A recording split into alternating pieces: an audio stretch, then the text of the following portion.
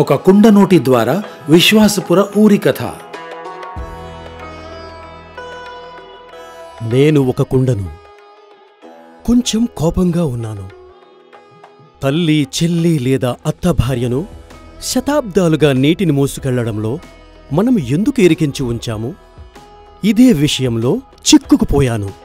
10 లీటర్ల నీళ్ల కోసం మైళ్ల వెళ్లడం, పొడవైన క్యూలలో గంటలు గడపడం, వీటన్నింటిలో మనం వారి సమయాన్ని ఎందుకు వృధా చేస్తున్నాము?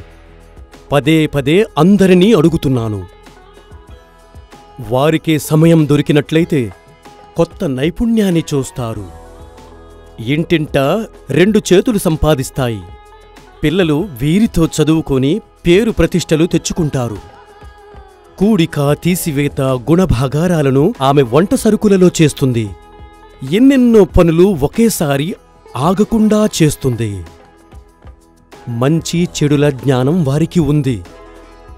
మనకెందుకు తెలియదు వారి యోగ్యతలు? రేపటి కోసం నిపుణత ఉంది. అవకాశమైతే ఇవ్వండి. ఎగిరి నింగినే తాకుతుంది. రెక్కలకి గాలిని ఇవ్వండి. వారికి సమయాన్ని ఇవ్వండి. ఇంటికి సమ్మాన్ కనెక్షన్ తెచ్చి సృష్టిస్తుంది చరిత్ర ప్రదర్శించి తమ నైపుణ్యాన్ని.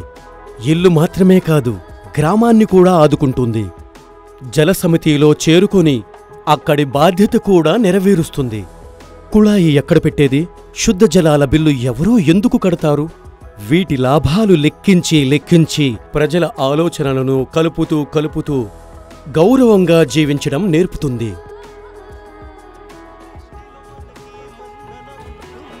అయితే పదండి, ఈ రోజు నుంచే గ్రామంలోని మహిళలను మనతో కలుపుదాం.